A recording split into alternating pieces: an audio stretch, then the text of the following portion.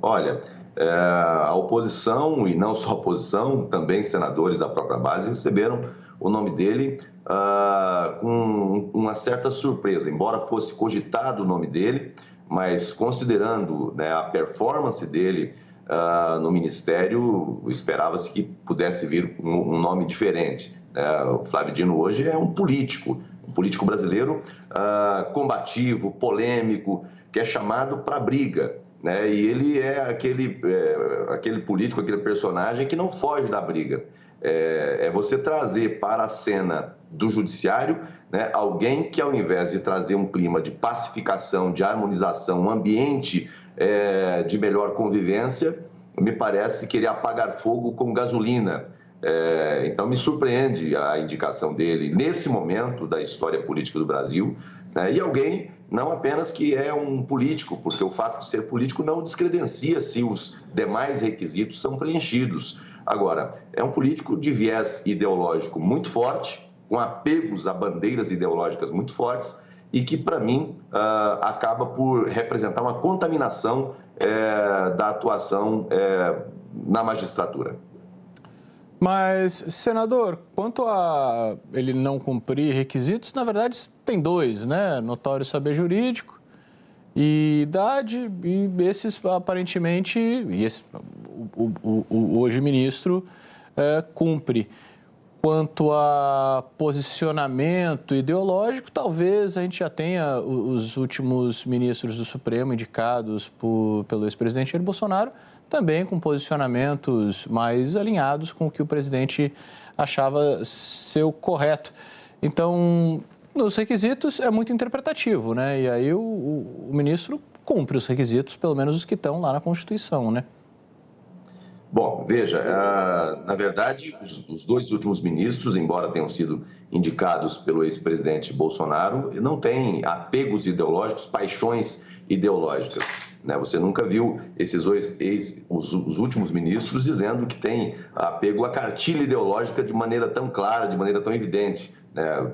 Flávio Dino se vangloria, né, se declara como socialista, comunista, marxista, né? Faço como Lenin recomendava, né? Isso tem muitos significados, isso tem muita coisa embutida dentro desse tipo de afirmação. Agora, além disso, né, espera-se de alguém que vá para a magistratura, seja no Supremo Tribunal Federal ou em outro tribunal, né, espera-se uma postura de equilíbrio, uma postura de serenidade, capacidade de discernimento, capacidade para se manter distante das paixões ideológicas, das paixões políticas. Obviamente que cada um, né, todo ser humano, ele tem suas preferências políticas, é natural. Agora, essas paixões não podem ser exacerbadas ao ponto de representar um desequilíbrio na atuação, né? A magistratura é lugar para quem tem, além... E a Constituição, quando trata dos requisitos para indicação de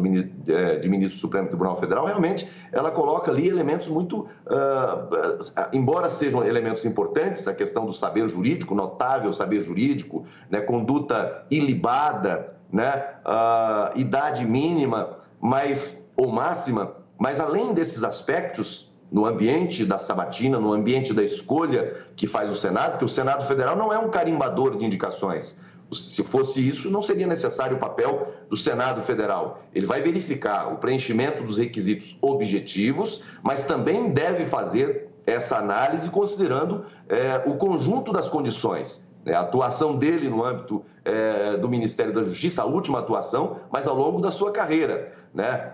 Para quem vai sabatinar um indicado numa comissão como a CCJ, né, em muitos casos você faz a sabatina questionando, né, as posições, questionando a visão sobre determinada área, a visão que ele tem para o enfrentamento dos casos reais da sociedade.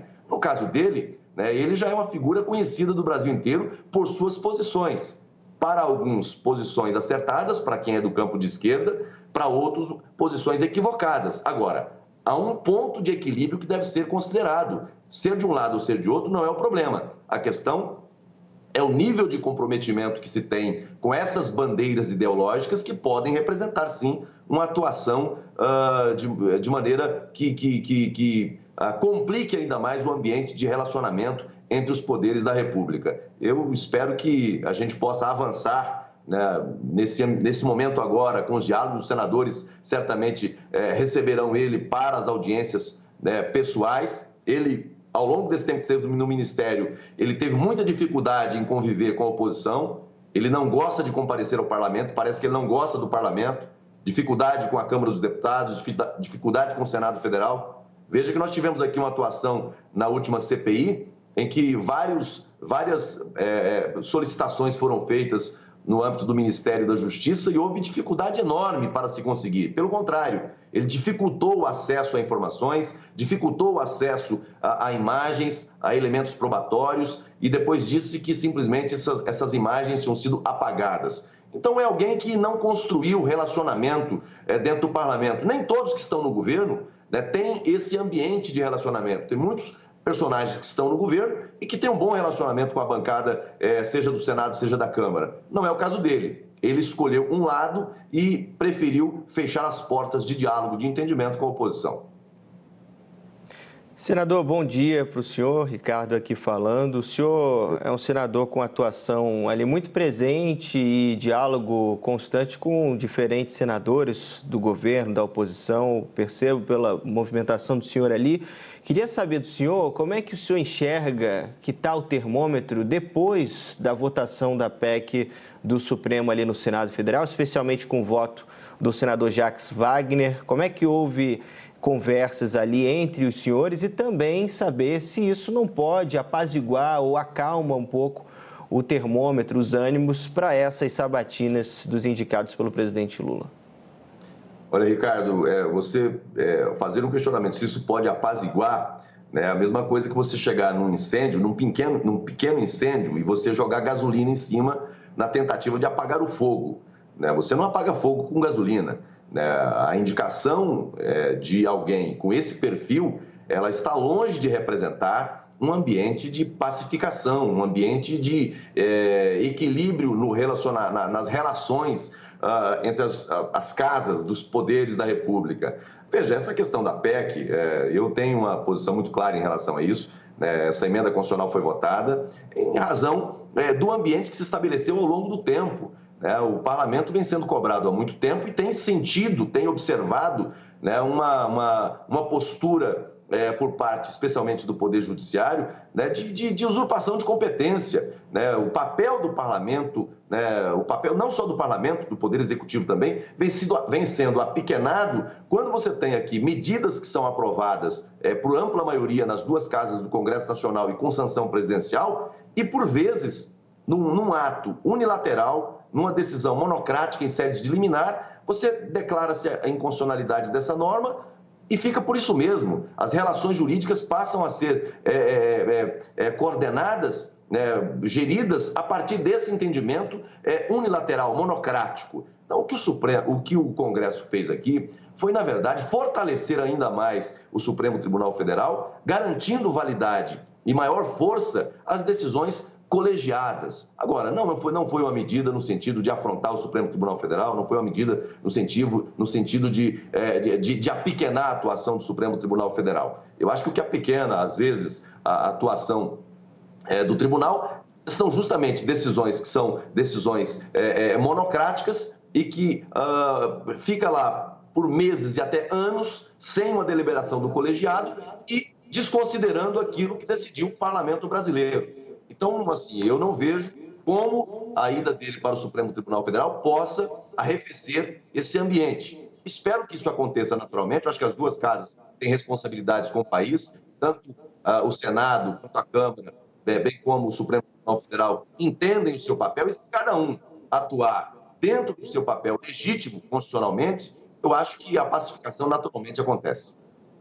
Muito obrigada. Senador, muito obrigado. Senador, pela participação. Eu entendo que, embora o senhor não esteja satisfeito com a indicação de Flávio Dino, pelas razões que apontou aqui, também admite que a sabatina irá aprová-lo, tanto que o senhor já o coloca dentro do Supremo Tribunal Federal.